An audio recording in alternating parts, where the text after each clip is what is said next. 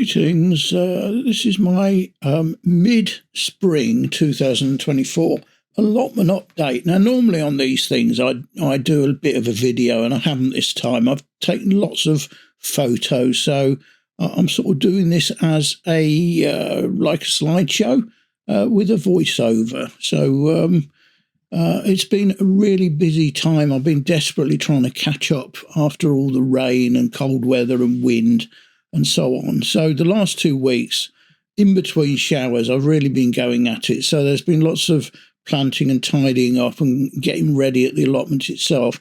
But back home, I've needed to pot on seedlings that I sowed in March, and I've been desperately trying to catch up with seeds which needed sowing around now. So lots of stuff is on time and lots of stuff is a bit late, but we'll see how it goes. So anyway, here's a quick update. So what I'm going to do is show a picture and just talk over it for a bit. So one of the biggest jobs I needed to do was to replace the cover on my greenhouse, because the old one the seams had all gone basically, and I'd put it off for a couple of years. So finally bit the bullet, got this replacement cover on Amazon. It was about 30 quid. And I thought it would take me an hour or so to do. It pretty much took me most of the day because I had to clear all the vegetation that had grown up around it and lots of other stuff. So that was a big job, but I'm glad to have it done. Getting the spuds planted was a bit of a priority as well, particularly these ones. So these are what they call second earlies. These have gone in probably about a month later than I should have done, but they'll be okay. Mid to late summer, hopefully. There's 2 varieties in here, Charlotte and Acoustic. I'm experimenting this year, 2 experiments really. One experiment is planting the seed potatoes at 2 levels offset from each other, and then mulching it with straw, just red for all these types of potatoes. That's the best way of doing it. I also planted the main crop seed potatoes. So these are bigger tubs here. So there's 5 seed potatoes in each tub, again at 2 levels, supposedly offset with each other. And whilst we're on the subject of spuds, these were the first earlies that I planted the beginning of April. And the first earlies are the very first, as it suggests, new potatoes you get. These supposedly should be ready early summer, but in reality I was probably a month late planting them. The one on the left looks far less than the one on the right, and that's because I mentioned I intended to plant these offset, so 2 seed potatoes near the bottom and then sideways onto those 2 potatoes about 2/3 of the way up. Only I've got 2 lots coming through at the same spot, so obviously I didn't offset them. They'll be all right, though, I'm sure. It's all an experiment. And I also finally managed to plant the onion sets. Now, these are really late. So onion sets are sort of like very small onion bulbs. And I've put them in some weed control membrane, which I've cut holes in, because onions really hate having lots of weeds around them, and they're really hard to weed. So I read about this, so it's just an experiment. We'll see how it goes. These have gone in a good month later than they should have gone. They really should go in any time from beginning of February to the end of March, and they're about a month late, so we'll see how they go. Broad beans or fava beans. So I sowed the beans here at home in pots because the weather was so bad. I knew I was getting late. I should have done that with the onions, to be honest. So anyway, I've got these in and they've gone poles, so they grow up and don't get too damaged by wind, as we seem to have a lot of it at the moment. And then a quick run through of some of the beds which are doing quite well already. So these were the strawberries that I bought as dry rooted and planted, I don't know, back in February, I think it was.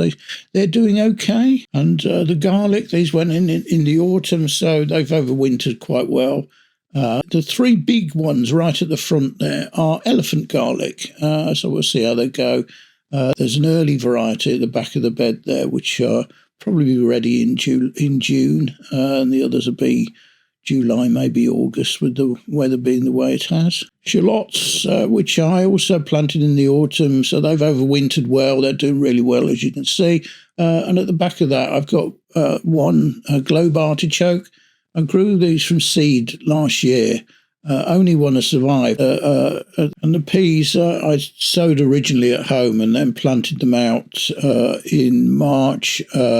They've been battered by wind and cold, though, and rain, so not sure how well. They don't look that happy at the minute, but we'll see if they recover. Now, back home, I've managed to finally get to pot on the seedlings, which I sowed in March. And there's a whole host of these.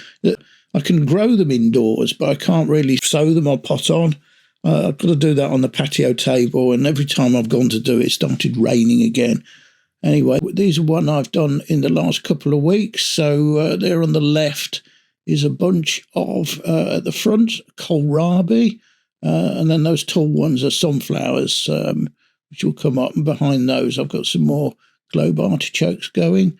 And then on the right are tomatoes, and they're tumbling tomatoes. So I'll plant those in hanging baskets, and they produce lots of cherry tomatoes. Just have to try and make sure keep them watered. More tomatoes, got all sorts of varieties. These are grown very big quite quickly. I think I'm probably going to have to pot them on in bigger pots still, though I may not get a chance being away next week.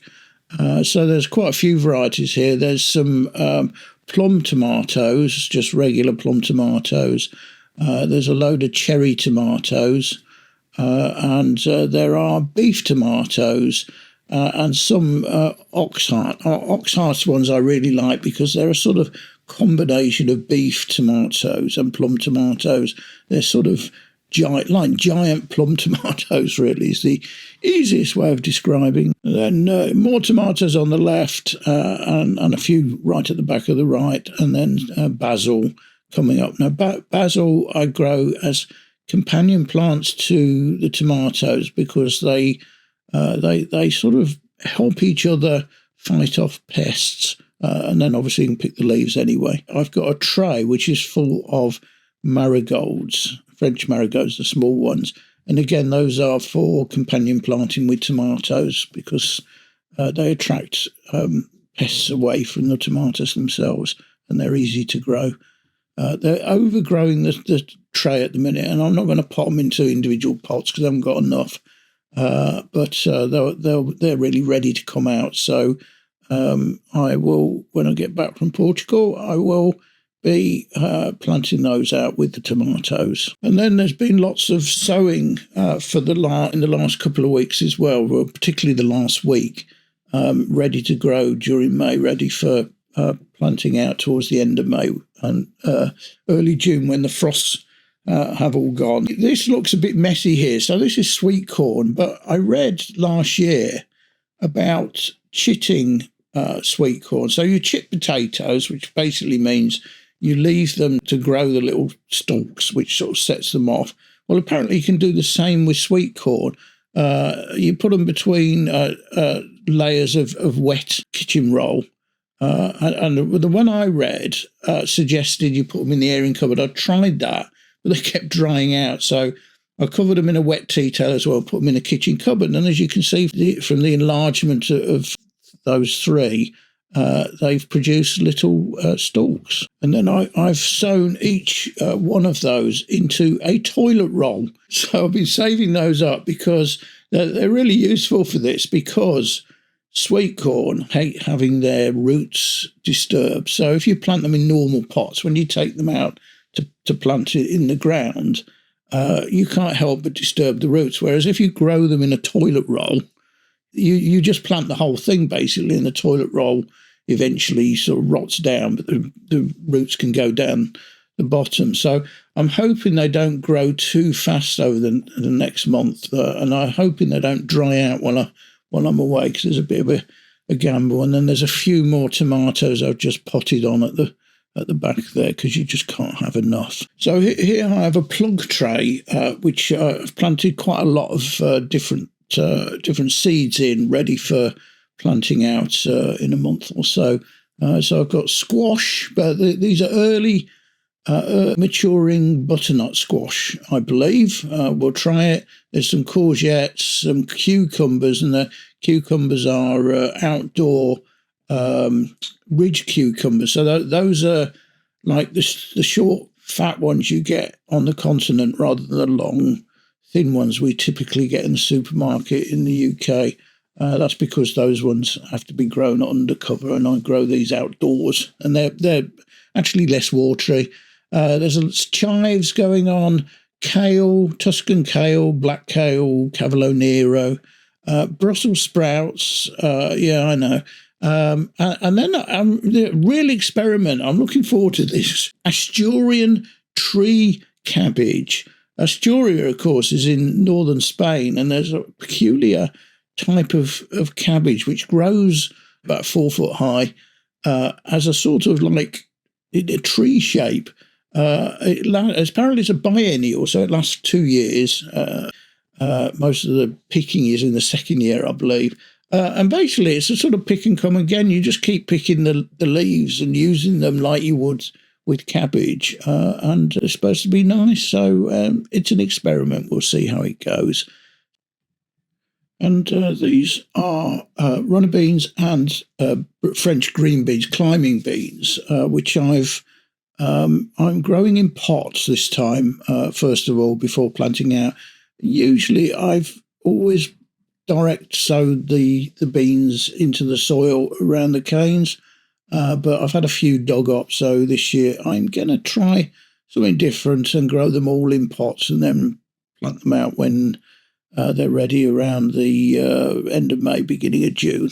So that's where I'm at with my update. When the weather's bad, you have to grab the time, which basically means you end up having to spend more time doing that than you actually want, rather than sort of little and often, which is the ideal. So thanks for watching. Bye.